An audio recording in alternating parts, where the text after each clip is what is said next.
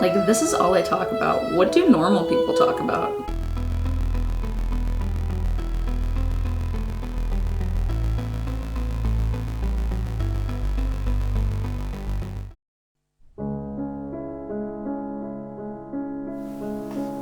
Oh, good to see you there. How's it going? Happy Ash Wednesday. Now that I got you here, I wanted to talk about something that's pretty important to me. If you know me either in person or on social media, then you know that I am a huge What We Do in the Shadows fan. In honor of season 5 coming out tomorrow, I wanted to go through every episode from season 4 and rate them on a tier list.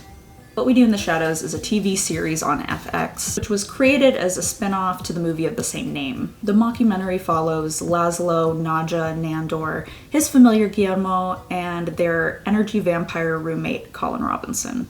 It chronicles their lives on Staten Island, for better or for worse. At the end of season 3, we were left with Nandor wanting to leave the house, ends up asking Guillermo to come with him. Will you do me the honor of accompanying me on my journey around the world? We also have Nadja leaving for London after the death of their friend Colin Robinson. Friend being a loose term. Colin Robinson is dying. What?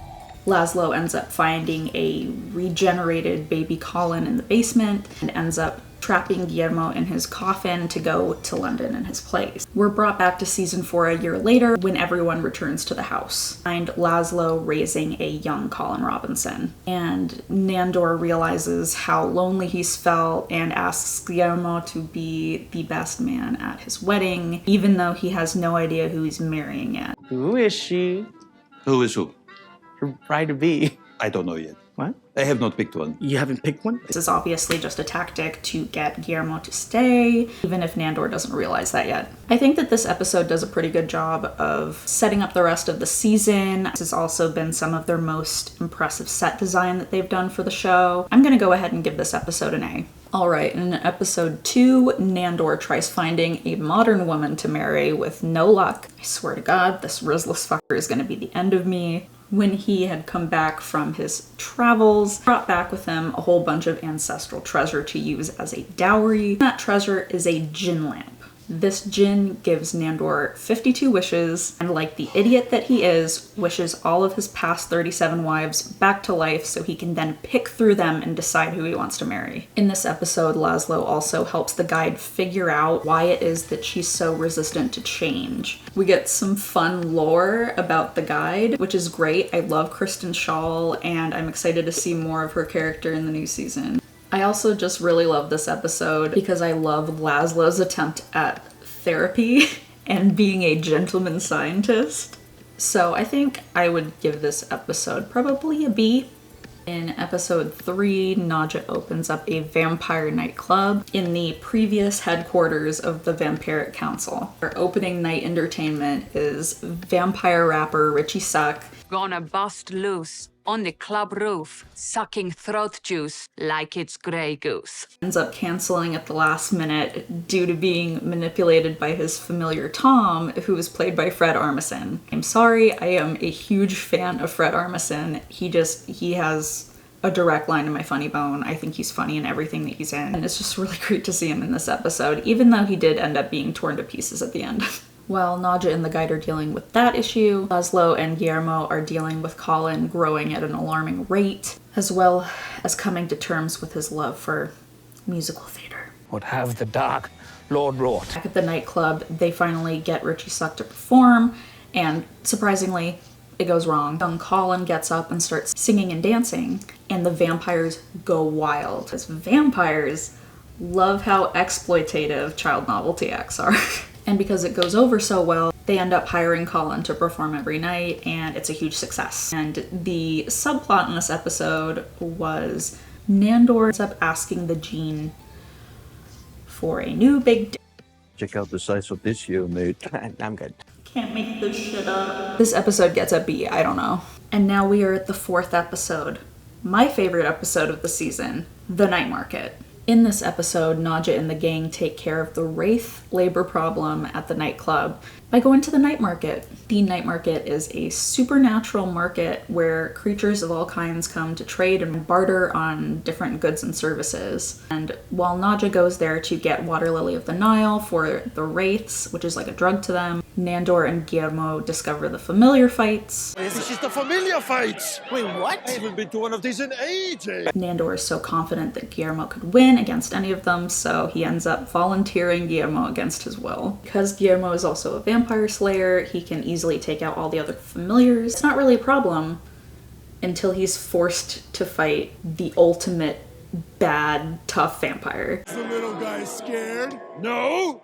At this point, rather than backing out, Nandor has the bright idea of fighting Guillermo himself, which does result in like the coolest fight sequence of the entire show. And while this is going on, Laszlo is trying to show Colin the reality behind fairy tales. The night market is obviously getting an S tier from me.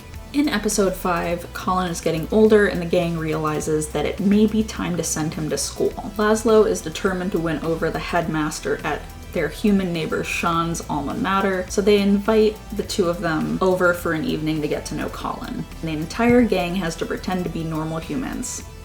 Very normal. In this episode, Nandor is self-conscious about his appearance. He uses a whole bunch of his wishes to change his appearance. Goes wonderfully. There are just so many good quotes in this episode. Gay is in, gay is hot. I want some gay, gay it's gonna be. But because Nandor scares me too much in this episode, I'm gonna have to give it a C. In episode 6, the gang is prepping for Nandor and Marwa's second wedding, and Nandor and Guillermo are losing their minds. Yes, that's what it's like to be the best man to a vampire who's absolutely losing his mind because he wants to have the perfect wedding! Can I do that last part again? They don't agree on anything. Both Nandor and Marwa, and Nandor and Guillermo. Selfishly, Nandor makes a wish that Marwa likes everything that he likes. Because when it comes to Nandor, I like what he likes. This episode, Nandor uses up all of his wishes, but lucky for him, the djinn gives him 3 extra wishes as a wedding present, probably because he felt sorry for him. And in this one, there's a really vulnerable scene between Nandor and Guillermo, as Nandor is a little apprehensive about the wedding. And throughout the episode, we get insight to how Nandor really feels about Guillermo, which I think is really important. Thank you, Guillermo. You're my best man. This episode gets an A from me. Okay, episode 7. In this episode, Sean takes Laszlo and Nandor on a hunting trip in the New Jersey Pine Barrens. While Nadja and Guillermo are both at home, but both think that they're home alone. Nadja ends up having girls' night in the attic. Downstairs, Guillermo invites his entire family over for dinner. In this episode, Nandor gets jealous over Laszlo and Sean's friendship, and there's a whole scene where he addresses it, and they're able to fix their relationship, which I felt was really nice to see. Whereas at the house, Nadja accidentally walks in on Guillermo and his family having dinner. As an attempt to mend the situation, Guillermo lies and has to pretend that she is both Guillermo's girlfriend and maid, which you know she loves. Guillermo's abuela reveals that she knows about vampires and that basically the rest of the family are also vampire slayers. They know that Nadja's a vampire, and then Guillermo has to go and try to save her from his own family. That was a really cool plot point. He ends up saving her, but in the process, he comes out about the fact that he is both gay and wants to become a vampire. And I was like, dude, like, we know you're gay. We've known that you're gay, and that's not a problem. You want to become a fucking vampire? Like, ew. RV did such a great job with just the vulnerability of just the reality of what it's like coming out to your family that comes with that, and that's why this episode gets an S from me. All right, time for episode 8. The Daltrey brothers from Go Flip Yourself come to visit the vampire residents to give them an entire home makeover. Go Flip Yourself is an HGTV parody show that Laszlo has been binge watching since the beginning of the season. As someone who watches HGTV, considers that a guilty pleasure of theirs, I felt like they really did a great job capturing the vibe of HGTV shows. The whole episode is hilarious. That cannot be our house.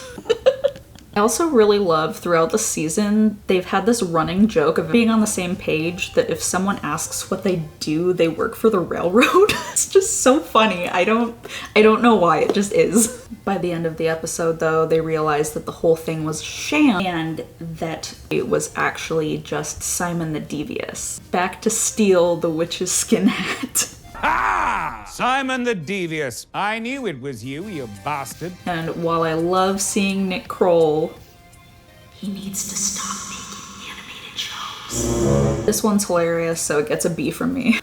Alright, we're on to episode 9, Freddy. In this episode, Guillermo's boyfriend, Freddy, comes to visit from London. They're supposed to meet in the city. There's a mix-up. Freddy gets in early. He shows up at the house instead. Guillermo has to feed him a whole bunch of lies about how he volunteers at Nandor's house on the weekends because he has memory issues. Nandor ends up taking a liking to Freddy. While all of this is going on, Laszlo decides to negotiate a contract for Colin at the nightclub. And when that doesn't work, he takes Colin to perform elsewhere. Back at the house, Nandor decides that it would be unfair to steal Freddy from Guillermo, so he turns his wife Marwa into a carbon copy of Freddy. Now, I don't know if anyone else feels this way. Turning Marwa into a boring white man is the ultimate offense. I don't even want to hear about it. Just jail. Just jail. Now, because he sees how upset it makes Guillermo, he ends up giving his Freddy, who was Marwa, away. They end up leaving Staten Island and going and traveling and ends up in London, and it's a whole thing. He falls in love with the copy of himself. I hate this episode. While I love Al Roberts, who plays Freddy, I love Stathlet's Flats. He's great. He's not the problem here. During this episode, Colin ends up going through puberty and he can't perform as like a cute little kid anymore. So they end up just heading home and the future of the nightclub is looking super grim. Okay, but what I will give credit for in this episode is probably the stupidest quote that I have heard on this show. How's it going? Are you having beans for dinner again? Yeah. You're such a little bean freak, babe. You're such a little bean freak, babe. That is like my favorite quote from the show. I am also a bean freak. But this episode is just so hard for me to rewatch. Anyway, this episode gets a D. Alright, and then we have the final episode of the season, Sunrise, Sunset. Why did I have to burp right in the middle of saying that? Oh my god. I love the opening of this. It's just Matt Berry singing Sunrise, Sunset. I like how they've used more of his musical abilities. He is actually a musical artist in real life, so it's really cool to see them including that in the show. So in the final episode of the season, Colin is starting to turn into a bratty teen. At this point, they figure out that no matter what Laszlo does, Colin is always going to be an energy vampire. At the end of the episode, Colin ends up giving into his urges to put holes in the basement wall and ends up finding this treasure trove of all of Colin's old diaries, all of his memories, and as he starts reading through them, he starts this final transformation into the old Colin Robinson. He doesn't seem to remember his childhood, at least on a conscious level. He seems to remember on a subconscious level. Nadja ends up trying to burn down the nightclub for the insurance money, but doesn't know how insurance works or what it is. Nadja is proof that you can both be cringe fail and a girl boss. The range. And after everything that's happened to this season, Guillermo realizes that nothing's ever going to change with the vamps unless he makes that change. So he pays his vampire friend Derek to turn him at the end of the episode. I really liked at the end of this episode how they had the entire cast singing Sunrise, Sunset. It was just a nice little detail I don't think they had to do, but it's cute. Anyway, I'd give the season finale a B. So while season 4 wasn't my favorite season, I did enjoy Colin's YouTube channel / iPad Kid era, but I am really looking forward to seeing what happens in season 5. There's a lot that was left unresolved from last season that I'm really hoping has some decent payoff. What did you think about my tier list? What would you have changed? And are you excited for the new season? Make sure to let me know in the comments below. I am really wanting to put out more spooky TV and movie reviews. If that's something that you're interested in, make sure to like this video and subscribe so that you don't miss similar content in the future. Make sure to watch What We Do in the Shadows season 5 premiere on FX tomorrow night and next day on Hulu. I love ya, I really appreciate you being here, and until next time, stay spooky. He's relentless in love, he's relentless in bed. He's not all the relentless.